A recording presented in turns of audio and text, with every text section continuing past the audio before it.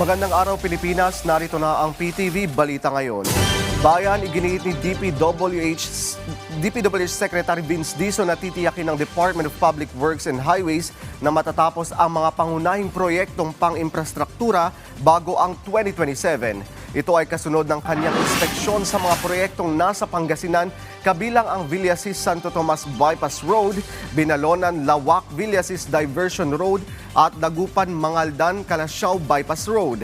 Binigyan din niya na dapat unahing pondohan at tapusin ang mga nakatenggang proyekto bago maglunsad ng bagong proyekto para matiyak ang tuloy-tuloy na implementasyon. Layunin nitong mapagaan ang daloy ng trapiko at mapabilis ang biyahe para sa mga mamamayan. Samantala, kumuha naman tayo ng update sa Panagbanga Festival na ipinagdiriwang ngayong araw sa Baguio City mula kay Christine Barnolia sa baway ng PTV Cordillera. Christine? Your performance judges, Engineer Patricio Cremor, Mr. Romel Fronda, and Ms. Annie Divina. Floyd, Happy Panagbanga Festival, dinagsangan ng libu-libong mga turista ang masigla at makulay na Grand Street Dancing Parade na ginanap mismo ngayong araw sa Session Road, Baguio City. Alright, so we'll continue. We'll have that later Madaling on. araw pa lang ay nakaabang na ang mga manonood para masaksihan at masubaybayan ang ingranding parada.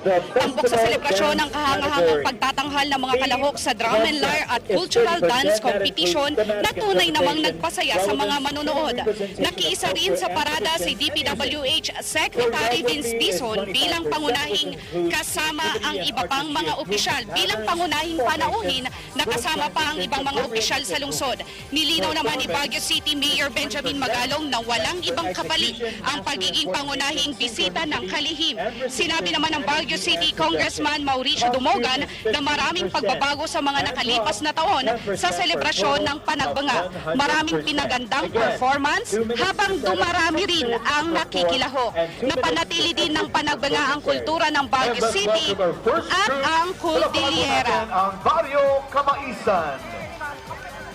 Lamon Harvest Festival Dance. Lloyd, sa kasalukuyan, narito tayo ngayon sa Melvin Jones Grandstand na kung saan ipapakita ang final performances ng mga kalahok sa drum and lyre competition at cultural dance competition. Pagkatapos ng final performances, malalaman na natin kung sino ang mga nanalo sa kani-kanilang mga kategorya. Samantala, mahigpit naman ang naging seguridad ng kapulisan at mga volunteers sa nasabing ingranding parada. Yan muna ang pinakahuling balita mula dito sa Baguio City. Floyd. Maraming salamat Christine sa baway. At yan ang mga balita sa oras na ito. Para sa iba pang updates, i-follow at i-like kami sa aming social media sites sa @PTVPH. Ako po si Floyd Brands para sa Pambansang TV sa Bagong Pilipinas.